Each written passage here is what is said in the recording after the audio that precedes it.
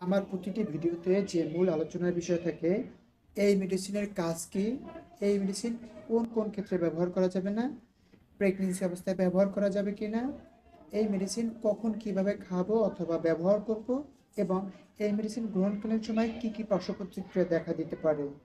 আসসালামু আলাইকুম। আজকে আলোচনা থাকছে ইন্টারোজার্মিনা। ইন্টারোজার্মিনা এক ধরনের প্রোবায়োটিক এবং উপকারী ব্যাকটেরিয়া। এটি লিকুইড ফর্মেটে রয়েছে। প্রতি 5 ml অথবা 1 চামচে 2 লাখ আয়ু স্পোর্স অফ ব্যাসিলাস ক্লোসি নামে মূল উপাদান রয়েছে এবং এটি পলি অ্যান্টিবায়োটিক রেসিস্ট্যান্ট সমৃদ্ধ। মনে রাখবেন, অ্যান্টিবায়োটিক সব ধরনের ব্যাকটেরিয়া মেরে ফেলে, কিন্তু প্রোবায়োটিক উপকারী ব্যাকটেরিয়া শুধুমাত্র ক্ষতিকর ব্যাকটেরিয়াগুলোকে মেরে ফেলে। এর ভিতরে সবথেকে বেশি ব্যবহৃত হয় বা বেশিরভাগ প্রেসক্রিপশন হয় পেনিসিলিন, তার ভিতরে রয়েছে ফেনোক্সিমিথাইল পেনিসিলিন, সেফালোস্পোরিন গ্রুপের ভিতরে রয়েছে সেফিক্সিন, টেট্রাসাইক্লিন, ম্যাক্রোলাইডস গ্রুপের ভিতরে রয়েছে এজিথ্রোমাইসিন। এই প্রোবায়োটিক 30 ডিগ্রি সেলসিয়াসের ভিতরে রাখতে হবে, নর্মাল টেম্পারেচার। এই মেডিসিন অথবা এই probiotic lactose free, sugar free এবং গ্লুটেন ফ্রি। যে কোনো বয়সে যে কেউ খেতে পারবে।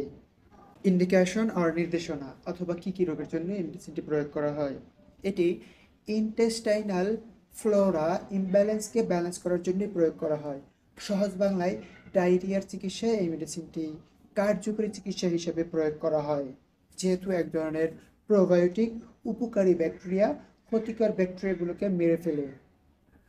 এবং ডায়রিয়া প্রতিরোধ হিসেবেও এই মেডিসিনটি প্রয়োগ করা হয়, বিশেষ করে নবজাতক শিশুদের মধ্যে যাদের তীব্র ও দীর্ঘস্থায়ী গ্যাস্ট্রোইন্টেস্টিনাল ব্যাধি অথবা বারবার ডায়রিয়া হচ্ছে, অথবা অ্যান্টিবায়োটিক খাওয়ানোর পরও সম্পূর্ণ সুস্থ হচ্ছে না, বা কয়েকদিন পর পরই ডায়রিয়া দেখা দিচ্ছে ইত্যাদি।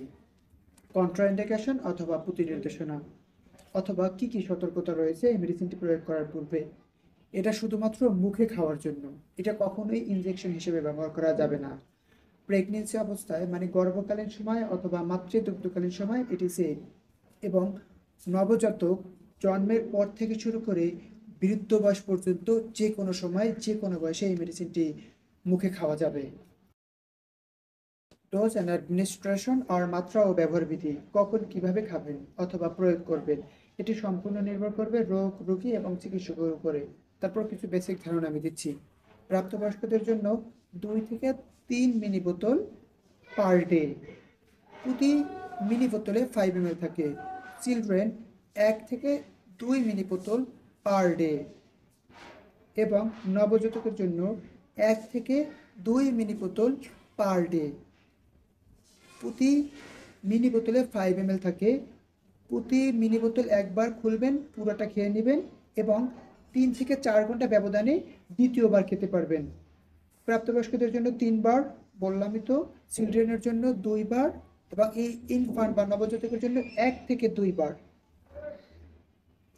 এইটি ডিরেক্ট মুখে দিয়েও খাওয়া যাবে, অথবা দুধ, চা বা যে কোনো জুসের সাথে মিক্স করেও খাওয়া যাবে। সাইড এফেক্ট আর পার্শ্ব প্রতিক্রিয়া অথবা কী কী উপসর্গ দেখা দিতে পারে এই মেডিসিন প্রয়োগকালীন সময়। সঠিক মাত্রায় প্রয়োগ করলে তেমন কোনোই পার্শ্ব প্রতিক্রিয়া নেই, তারপরও চুলকানি বা র্যাশ দেখা যেতে পারে। তবে এগুলো যদিও দেখা দেয়, এটার জন্য ভয় পাওয়ার কিছু নেই, পর্যায়ক্রমে ঠিক হয়ে যাবে ইনশাআল্লাহ।